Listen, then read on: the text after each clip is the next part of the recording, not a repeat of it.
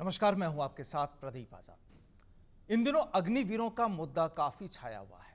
पिछले दिनों सैन्य बलों और अर्ध सैन्य बलों में अग्निवीरों के लिए 10% आरक्षण और उम्र में छूट देने का ऐलान किया गया और इसी को आगे बढ़ाते हुए अब यूपी, मध्य प्रदेश, छत्तीसगढ़ समेत भाजपा शासित राज्यों में राजस्थान भी शामिल है, अग्निवीरों को आरक्षण या वरीयता देने का ऐलान किया गया है और ऐसे ही कुछ ऐलान पहले दूसरे राज्य भी कर चुके हैं। लेकिन जो अग्निवीर मसले पर यानी अग्निपथ योजना में शामिल होने वाले, जिन्हें हम अग्निवीर कहते हैं, इन मुद्दों को लेकर पिछले कुछ समय से, जब से अग्निवीरों का अग्निपथ योजना का ऐलान हुआ, तभी से देश में सियासत भी छा गई। वाद विवाद, वार पलटवार, पक्ष और विपक्ष की राजनीति, फिर चाहे वो संसद हो या कोई दूसरी जगह, हर जगह जो अग्निवीरों का जो मसला है ये काफ़ी छाया हुआ है। अब अग्निवीर योजना क्या है, किस तरह से फ़ायदेमंद है, नुकसानदेह है, हिंदुस्तान के युवाओं को कहां पर लेकर जा सकती है अग्निवीर योजना, क्या उनका जीवन बदल सकती है या जीवन संकट में डाल सकती है, आज पूरी चर्चा होगी। और आज की इस चर्चा में हमारे साथ हिस्सा लेने के लिए मौजूद हैं कर्नल रिटायर्ड DS लामरोट साहब। और लामरोट साहब, बहुत बहुत स्वागत है, आपसे पूरी चर्चा करेंगे। लेकिन सबसे पहले ये जानते हैं कि अग्निपथ योजना क्या है और अग्निवीर कौन होता है। संक्षेप में कि अग्निपथ योजना की जो घोषणा है ये केंद्र ने जून 2022 में की थी और इस योजना के तहत भर्ती होने वालों को अग्निवीर कहा जाता है। सरकारों ने कहा कि रक्षा बलों में 4 साल की सेवा के बाद युवाओं के लिए कई नौकरियां और अन्य रास्ते खुले रहेंगे और 4 साल का कार्यकाल पूरा होने पर 25% अग्निवीरों को भारतीय सशस्त्र बलों में नियमित कैडर के रूप में रखा जाएगा और बाकी को आगे के रोजगारों के अवसरों के लिए सहायता मिलेगी। बहरहाल पूरी चर्चा होगी और क्या फ़ायदा, क्या नुकसान और किस तरीके से पूरा माहौल बना अग्निवीरों के लिए। सीधा रुख करते हैं लामरोट साहब का।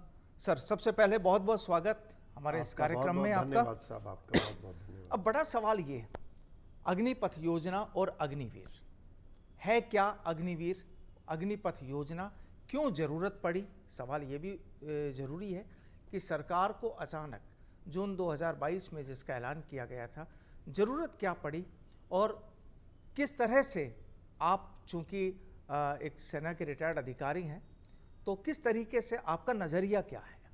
जी देखिए, सबसे पहले तो आपका बहुत बहुत धन्यवाद कि आपने इस विषय को आज लेकर के नागरिकों तक पहुंचने का एक प्रयास है हमारे विचार। जहां तक अग्निवीर और अग्निपथ इस योजना की चर्चा है, 2022 ये पब्लिक डोमेन में आई है, पर हम देशवासियों को, मैं इससे पहले आगे इसको बताऊं, ये एक ऐसी योजना है जो भारतीय सैनिकों द्वारा, भारतीय सेना द्वारा, मैं ये कहूँगा, क्योंकि कारगिल युद्ध जिसकी 25वीं वर्षगांठ हम सब ने बड़े सम्मान से मनाई है और अपने उन रणबांकुरों को याद किया है जिन्होंने अपने जीवन का बलिदान दिया है, उसके बाद एक कारगिल कमेटी बनाई गई और उसके बाद जो ग्रुप ऑफ मिनिस्टर्स बनाया गया, उसने एक रिपोर्ट पेश की थी 99 के अंदर।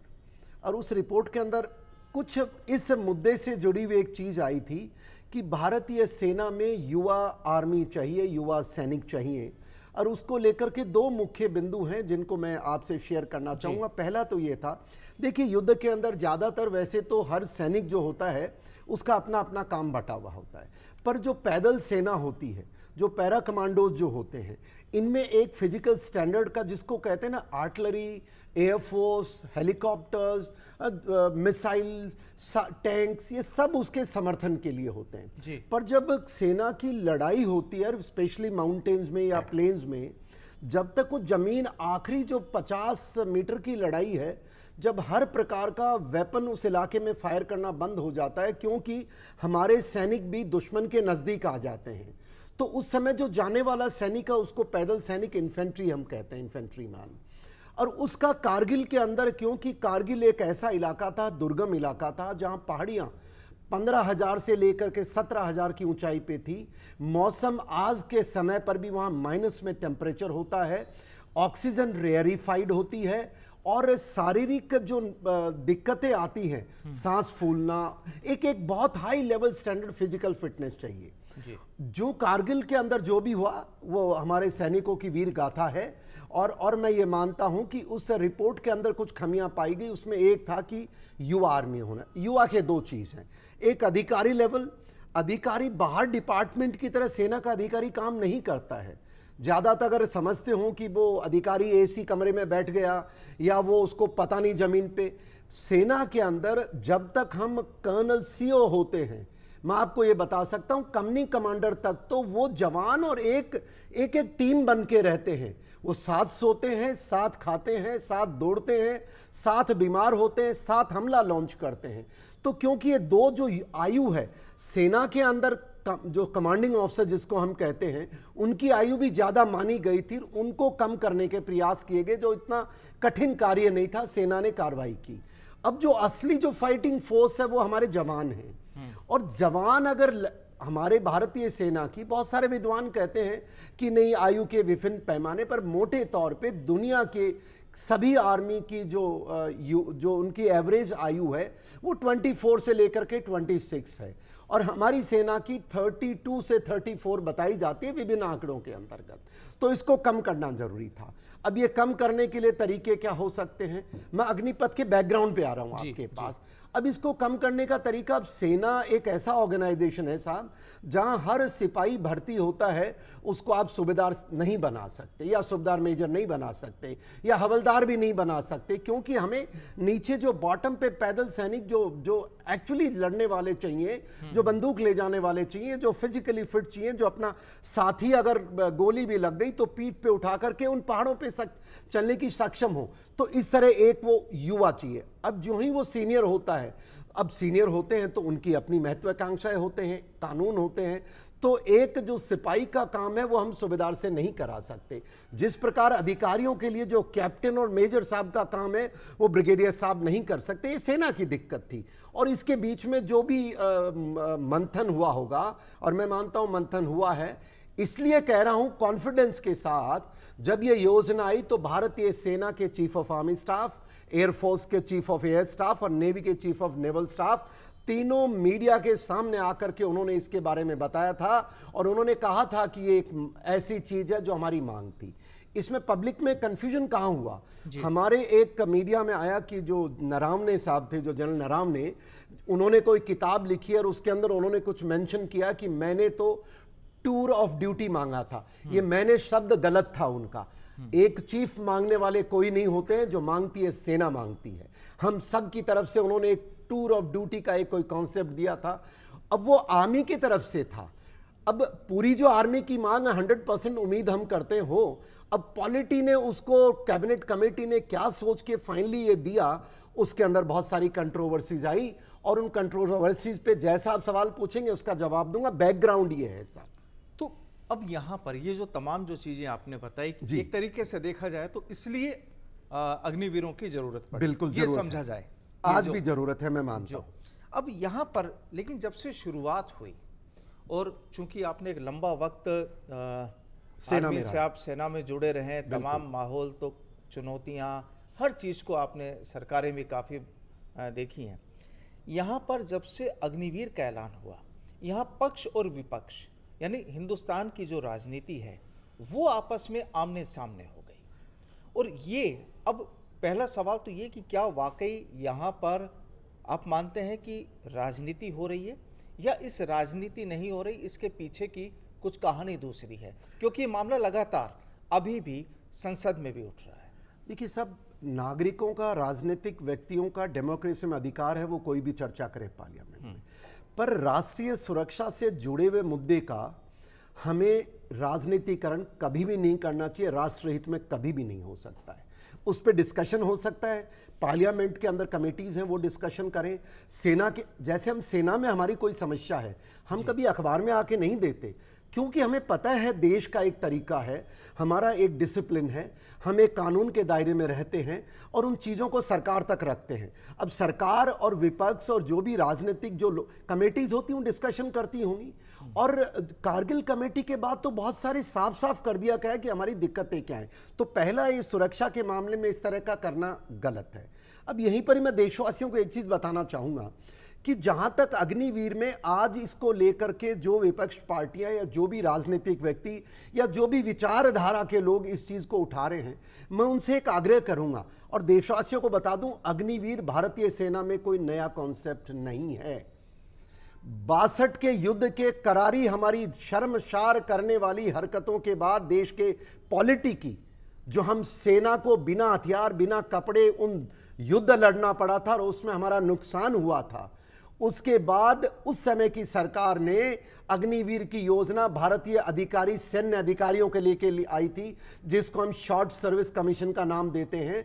शुरू के अंदर वो 5 वर्ष थी, फिर करीब 40-50 वर्ष बाद उसको 10 वर्ष एक्सटेंड किया गया, आज 15 साल एक्सटेंड किया गया है। और 15 साल बाद भी एक युवा अधिकारी जब जाता है बिना पेंशन बिना कुछ लाभ के, आज भी वो रिटायर होता है। पर मैं मानता हूं अधिकारियों ने कभी भी इस पे कोई सवाल, अपनी समस्याएं रखी देश से, और यही लोग जो ये लेकर के आए, बड़ा अजीब सा लगता आज वो उस चीज पे ऐसा हंगामा मचा रहे हैं। तो भाई साहब पहले जवाब ये दो कि हमारे हजारों की संख्या में भारतीय सेना के अधिकारी जो 5 साल नौकरी कर करके इमरजेंसी कमीशन में नौकरी करके चले गए, आपने उनको पेंशन क्यों नहीं दी? और आप जब पेंशन देते हैं, मैं कल इन राजनेताओं का चरित्र की बात कर रहा हूं, अखबार में सुन रहा था कि इमरजेंसी में जो जेल गए, अरे कुछ तो शर्म कर लो यार, इतने भिखमंगे हो गए हो आपकी सेना के नाम पर। पेंशन चाहिए, अधिकारियों को तो आपने दी नहीं, सेना के लोगों को नहीं दी। और यही लोग, मैं आपसे आजाद साहब एक चीज और बताना चाहूं, 71 का युद्ध बड़ा हमारे देश के गौरव का इतिहास है और राजनीतिक लोग इसको बड़े तरीके से देखते हैं। मैं आपको 2 चीजें बताना चाहूंगा इसमें हमरे सेना के साथ क्या विश्वासघात किया। पहला विश्वासघात यह किया कि सैनिक को आफ्टर ऑल जो पेंशन पुराने जमाने से मिलती थी, 70% आखिरी पे ड्रोन का हिस्सा मिला करती थी सैनिकों के जवानों को। वो कारण क्या था? वो कारण ये था, और बाहर बाकी हिंदुस्तान में सिविलियन एम्प्लॉयज को 25% ऑफ द लास्ट पे ड्रोन मिलती थी। पर धोखा भी है कि कैसे किया इन लोगों ने, ये जो 71 के जो बड़े बड़े नेता बनते हैं, जो गुणगान करते हैं कि हमने देश के अंदर क्या कर दिया, सैनिक की पेंशन काट करके आजाद साहब उन्होंने 70% से 50 पे लिया है। और जो सिविलियन कर्मचारी, क्योंकि ब्यूरोक्रेट तो चलती उन्हीं की है साहब, इर्द गिर्द मक्खी की तरह तो वही घूमते हैं, हम सैनिकों का कहाँ है, हम तो मर गए तो ठीक है, आपने कोई दे दिया तो ठीक है, वीर नारी का सम्मान हम तो बोल भी नहीं सकते ना। और ये 50% कर दी, इतना बड़ा विश्वासघात किया इन ये जो लोग। आज मैं कहता हूं बिल्कुल सैनिक का मैं समस्या भी आपको बताऊंगा, ये जो विश्वासघात हुआ ये कोई छोटा विश्वास ऑपरेशनली आइए।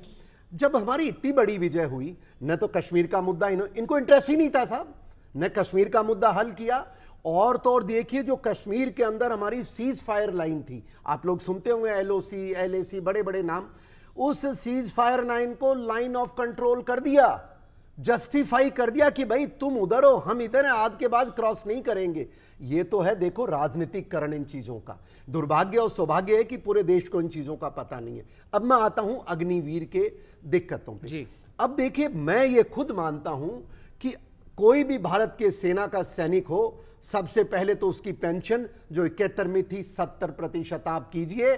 और जो शॉर्ट सर्विस कमीशन अधिकारी आज भी तो अग्निवीर हैं, उनकी तो चर्चा ही नहीं कर रहे हैं। और क्यों नहीं कर रहे हैं? मैं आपको एक विपक्ष के नेता का एक स्टेटमेंट बताता हूं।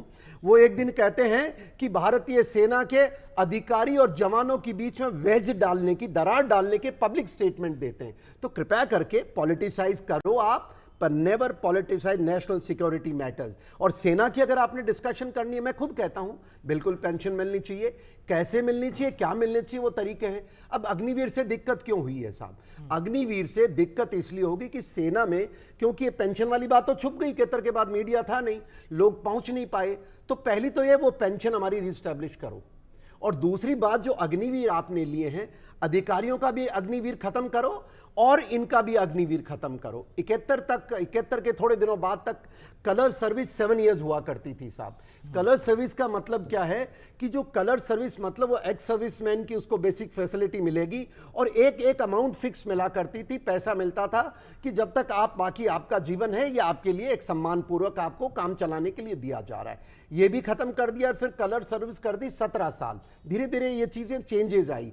तो उसके बाद सैनिकों के अब कलर सर्विस 7 साल थी, तो उससे क्या होता था कि 7 साल बाद बहुत सारे सैनिक ऐसे होते हैं साहब, किसी भी कारण वो नौकरी आगे नहीं कर सकते थे, तो एक वेस्टेज रेट हो जाती थी।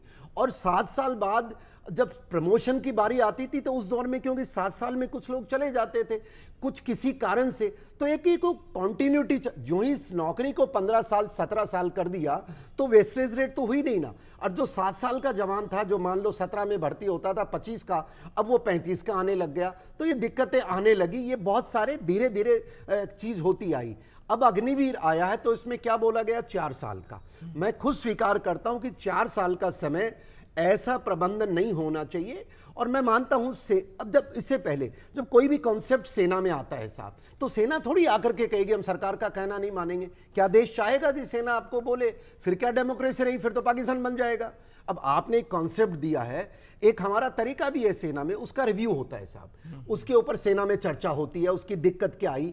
अब बहुत सारे विद्वान कहते हैं कि दूसरी पुलिस में, अरे वो छोड़ो ना, आज रिव्यू हो रहा है सेना के भी, मुझे पूरा यकीन है कि हम हमारी समस्या सरकार को बता रहे हैं। पर मैं एक चीज कह सकता हूं कि जो 4 साल का, मेरे तजुर्बे से बता रहा हूं और क्योंकि मैं मीडिया में आ सकता हूं, आपके बीच में, आप सम्मान करते हैं, हमारी बात सुनते हैं, तो यह है कि जो कलर सर्विस इसकी जो 4 की बजाय 7 इयर्स कर दो और उसके अंदर कलर सर्विस में जोड़ दो इसको, तो जो अग्निवीर आएगा आपके फायदे हजार हो सकते हैं। लोग कई कहते हैं पैसे नहीं है, कई कहते हैं समाज के अंदर वापस जाएगा, नेगेटिविटी नहीं, कलर सर्विस कीजिए। और उसके बाद क्योंकि सेना की रिक्वायरमेंट है, मुझे पूरा यकीन है अगर सेना की रिक्वायरमेंट यंगर सोल्जर है तो देश को देना चाहिए। अगर आप यंगर नहीं देंगे तो आपकी सेना वैसी मिलेगी आपको, और देश का कोई नागरिक नहीं चाहता कि सेना कमजोर बने।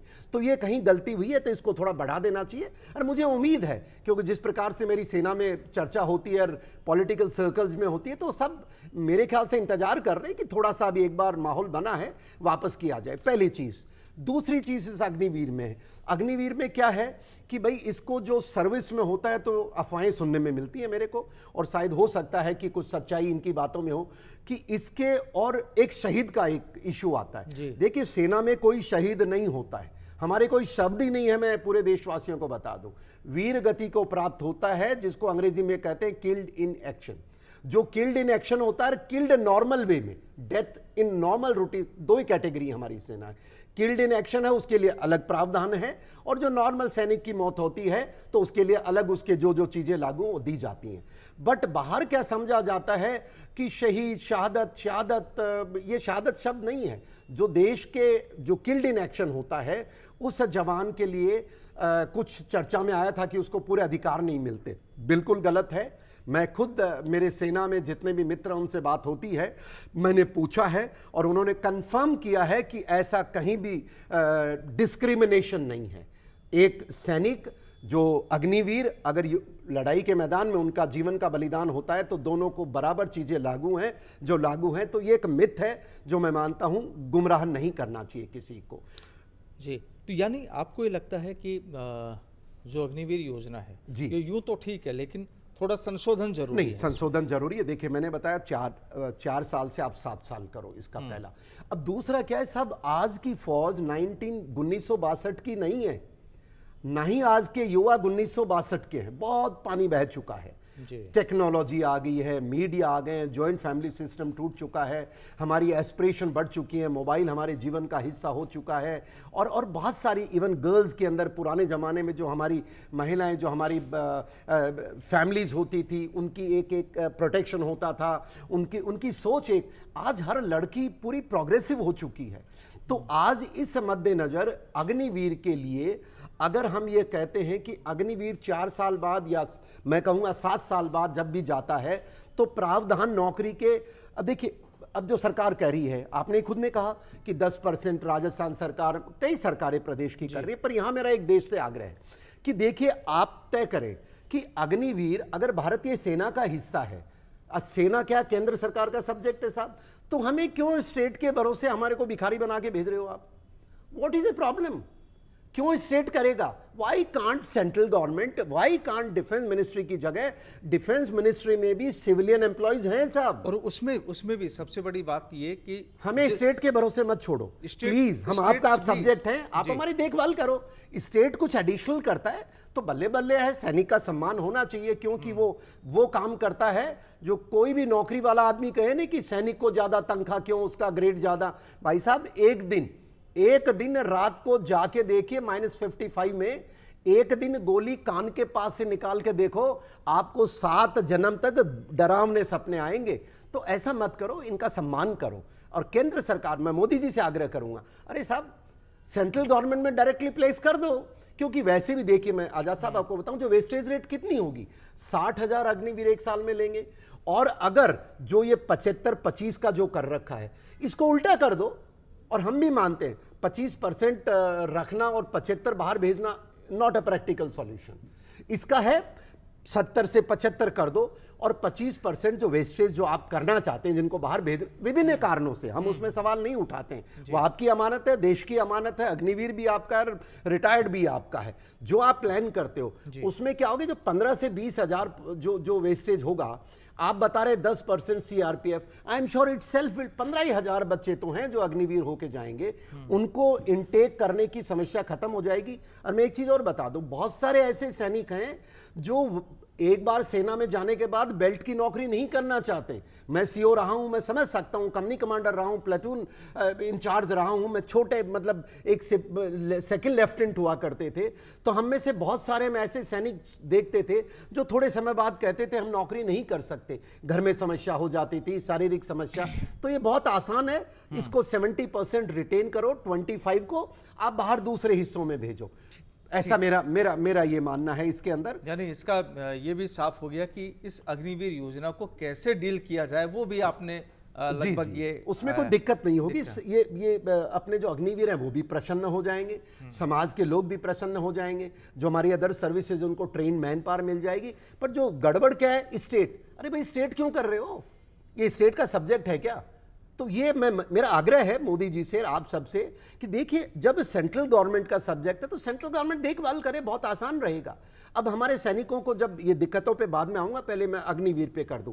तो ये 2 मुद्दे थे, इनके 4 का 7 किया जाए, और उनकी जो रिटेंशन वाला है वो इतना किया जाए, जब तक सर्विस में है उनको सारे प्रिविलेज मिलने। कर्नल साहब, एक सवाल और उठता है युवाओं के जहन में, जो लोग सेना में जाना चाहते हैं इस अग्निवीर योजना के जरिए, कि उनकी लाइफ कितनी सिक्योर है। क्योंकि यहाँ जो चीज़ हम जिक्र कर रहे हैं, आपने कहा कि 4 साल है, उसको 7 साल कर दिया जाए, ठीक है 7 साल भी कर दिया, लेकिन कितना सिक्योर वो अपने आप को, बहुत अच्छा सवाल है ना? क्योंकि कोई भी यूथ आज अगर 17-18 साल के बाद में, 19 साल के बाद में सेना में भर्ती होता है, तमाम जिम्मेदारियां जमाना बदल चुका वक्त में भी होती है, समय भी बदल चुका है, काफी कुछ माहौल पुराना, आप खुद कह रहे हैं कि 61 वाला माहौल अब नहीं है। नहीं। तो ये जो तमाम चीजें, क्योंकि किसी भी यूथ के जहन में एक बहुत बड़ा सवाल है, वो जा रहा है, अभी भी भर्तियां हो रही हैं, लोग, हम ये लाखों की संख्या में जा रहे हैं, बिल्कुल लाखों की संख्या में, लेकिन बहुत लोग हिंदुस्तान में, बहुत युवा आज भी ऐसे हैं,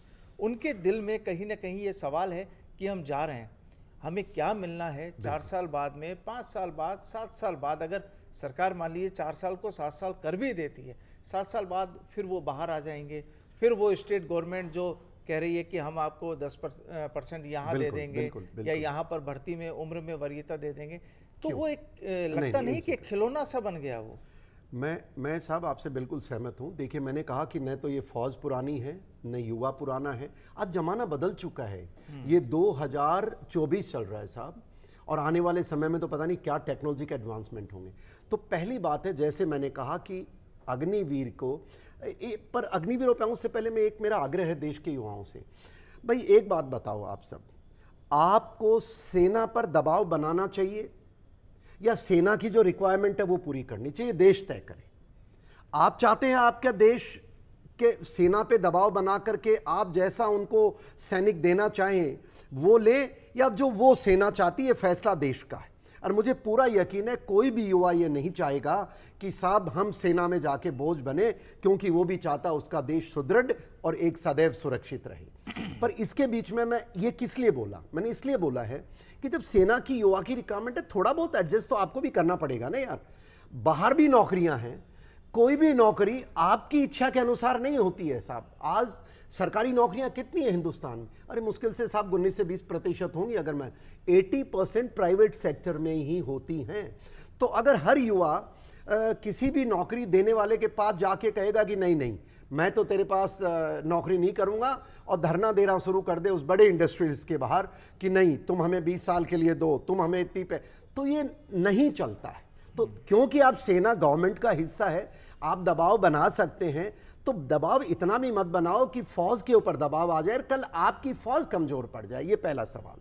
अब आपने कहा कि ये जो खिलौना बन गया, मैं आपसे सहमत हूं, ये अब हमें तय करना पड़ेगा। मैंने कहा ना, शॉर्ट सर्विस ऑफिसर्स फौज के अंदर पिछले 50 साल से चल रहे हैं, कितनों का भविष्य उनका चल गया वो जमाना, अब ऐसा नहीं हो सकता। इसीलिए मैंने 3 चीज बताई कि पहली, अग्निवीर की भी इच्छा पूरी हो जाए, आप 7 ईयर कलर सर्विस कर दो।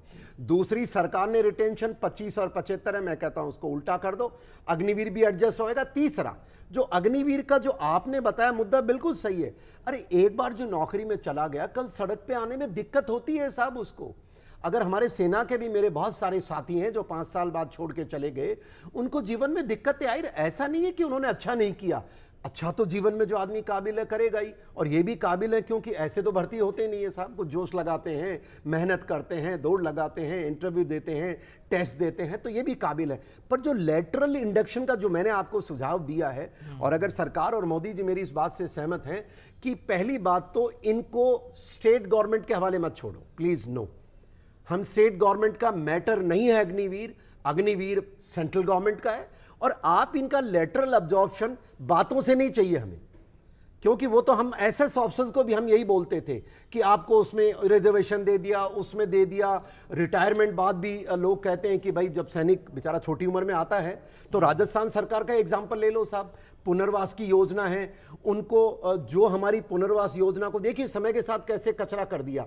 पिछले 1 साल पूर्व सैनिकों को पुनर्वास के लिए जातियों में बांट दिया इन राजनीतिक लोगों ने। मैं सरकार का नाम नहीं लूंगा। तो मेरी मांग यही है, और किसी अग्निवीर को चिंता नहीं होगी अगर आप ये सेंटर में लेटरल अब्जॉर्प्शन इनका 100% कर दे या चॉइस पे कर दे। और हो सकता है उन 25% में कुछ अग्निवीर सेना के लायक फिट नहीं हो, जरूरी नहीं है, तो उनके लिए एक पैमाना होना चाहिए कि यहाँ क्या ये माना जाए कि जो विपक्ष जो लगातार इसकी खिलाफत कर रहा है कुछ मुद्दों को लेकर, वाकई वो ठीक है और सरकार को उस पर सोचकर अपना कुछ भी बदलाव करना चाहिए इसमें? देखिए, मैं विपक्ष और पक्ष की बात नहीं कर रहा हूं, मैं सेना और सरकार की बात कर रहा हूं। आपके हैं, आप विपक्ष को बैठाओ, सेना को बैठाओ, आप कौन सी वो सरकार बनाओ 70% से कंप्लीट मेजो, वो आपका देश का फैसला है। मैं एक सैनिक के नाते कह रहा हूं, सैनिक की बात मैंने आपके सामने रखी। सरकार में जो तंत्र चलता है, पर मैंने एक चीज कही कि never politicise national security issues.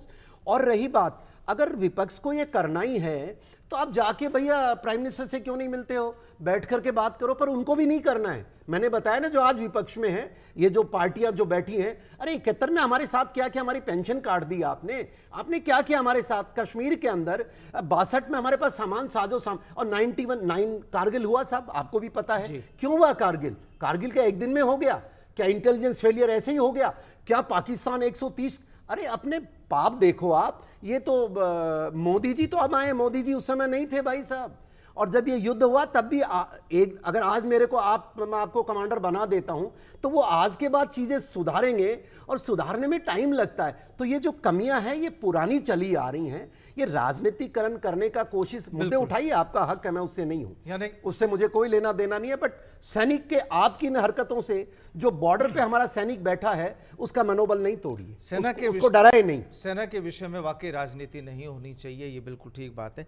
एक जवानों की समस्याओं को लेकर भी अगर हम सवाल करें, जी यहाँ पर, क्योंकि बहुत चीज़ें होती हैं, एक सेना का अपना एक डिसिप्लिन होता है, एक आपने खुद ने बताया कि बहुत चीज़ें होती है कि जिनको आप बाहर पब्लिक डोमेन में नहीं ला सकते हैं। ये हमारी ट्रेनिंग है साहब, देश के हित में ट्रेनिंग है, और आप केवल अपने सीनियर्स या जो इन हाउस जो आप उस पर कर सकते हैं वो होना चाहिए।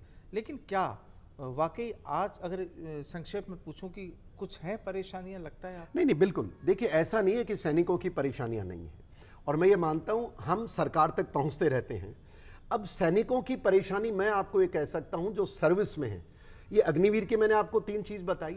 इसके अलावा जिस प्रकार से मैं पिछले 10 वर्षों से 12 मैं मेरे 7 साल पूरे रिटायर के हो गए हैं साहब, और मैं मेरे सामाजिक जीवन में हूं और सेमी राजनीतिक जीवन में भी हूं, मेरे विचार रखता रहता हूं। मैं एक चीज़ बता सकता हूं कि जो हमारी समस्याएं हैं, हमारा जो नेतृत्व है भारतीय सेना का, आर्मी, एयरफोर्स, नेवी, उसकी जो कारगिल रिपोर्ट के अंदर जो कमियां थी वो धीरे धीरे सुधार हो रहा है, उसकी गति धीरे है। जैसे सीडीएस आया, सीडीएस आना अनिवार्य था क्योंकि हमारी सर्विसेज का इंटीग्रेशन नहीं हो पाया था। उसके बाद उनके स्टेटस के इश्यूज हैं बहुत सारे। आई एम श्योर वो कारगिल रिपोर्ट के ऊपर सरकार को जल्दी मंथन करना चाहिए, पहली मेरी बात ये है। और दूसरी बात, सैनिकों के जो भूतपूर्व सैनिक होते हैं, देखिए वो जवान, अब अग्निवीर भी तो आएगा ना 7 साल बाद, कुछ पुराने जमाने में 17 साल बाद आते थे और कुछ अधिकारी तो 5 साल बाद आते थे और हमारे जैसे कुछ पूरी नौकरी करके आते थे। अब क्या होता है कि भूतपूर्व सैनिक जो हमारे जवान आते हैं वो युवा अवस्था में आते हैं साहब। मैंने भी कहा जमाना बदल चुका है।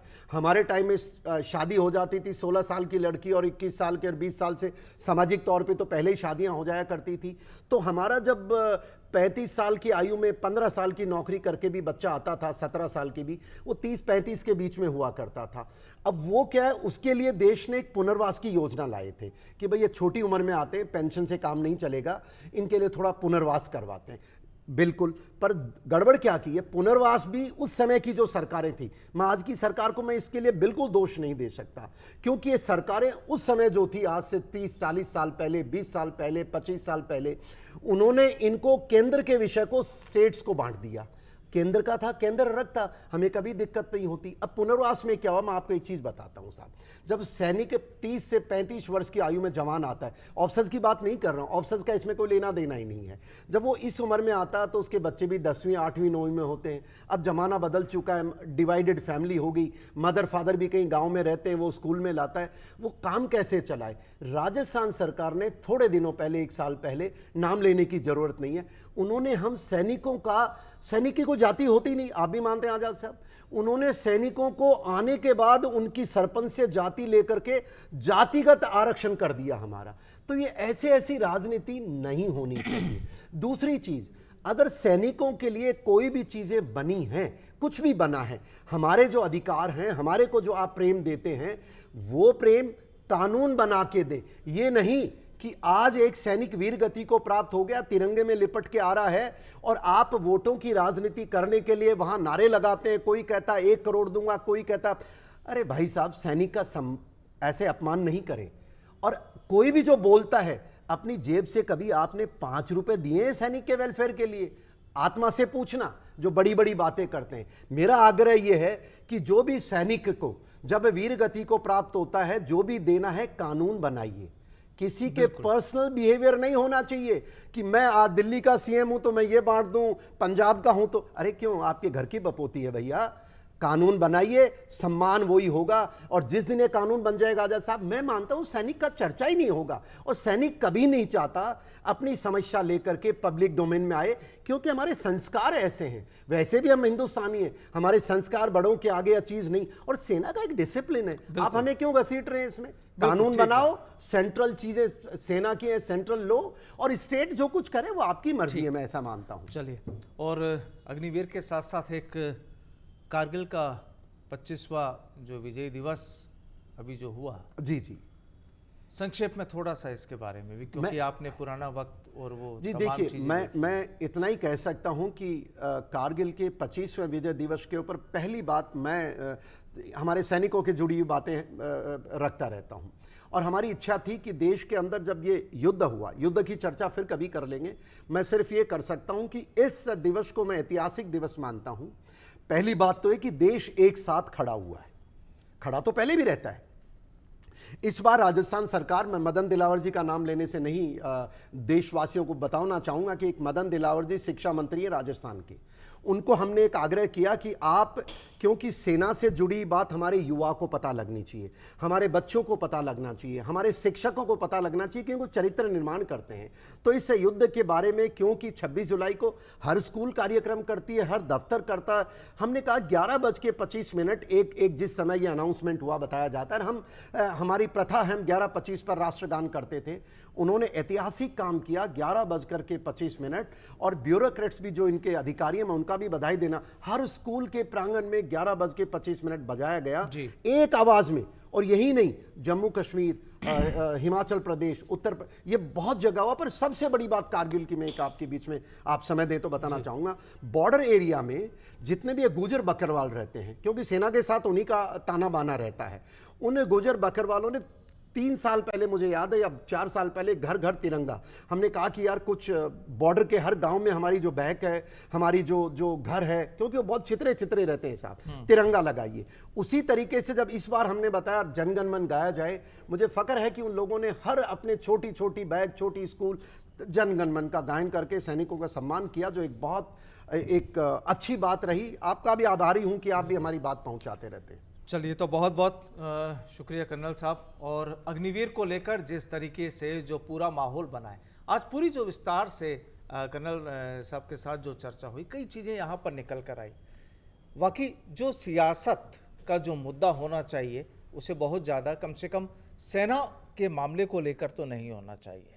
यहाँ कुछ जो सुझाव सामने आए वो भी ज़रूरी है कि अगर केंद्र सरकार उन तमाम चीज़ों पर विचार करे, क्योंकि जो भी युवा अग्निवीर में भर्ती होना है, ठीक है, आज लाखों युवा भर्ती हो रहे हैं, लेकिन जहन में, जैसा कि पहले भी कहा, कि उनके दिमाग में एक कोने में एक सवाल ज़रूर उठता है कि आने वाला भविष्य कैसा होगा, आने वाले जो 5 साल 7 साल के बाद में उनका जो जीवन होगा वो कैसा होगा, क्योंकि इसकी जिम्मेदारी भी सरकार की और समाज की और हम सब की है।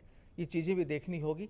बहरहाल कुल मिलाकर कहानी सीधी सी ये, ज़्यादा राजनीति नहीं, जो भी बातचीत हो पॉइंट टू पॉइंट हो, जिनके पास अधिकार हैं उनके साथ बैठकर हो, सियासी मुद्दा इसे ना बनाया जाए, और युवाओं के लिए केंद्र सरकार कम से कम अग्निपथ योजना में और क्या कुछ बेहतर रास्ता निकाल सकती है ताकि उनका भविष्य सुरक्षित हाथों में हो, वो देखना भी बेहद जरूरी हो जाता है। बहुत बहुत शुक्रिया कर्नल साहब आज की इस चर्चा में हिस्सा लेने के लिए हमारे साथ। नमस्कार।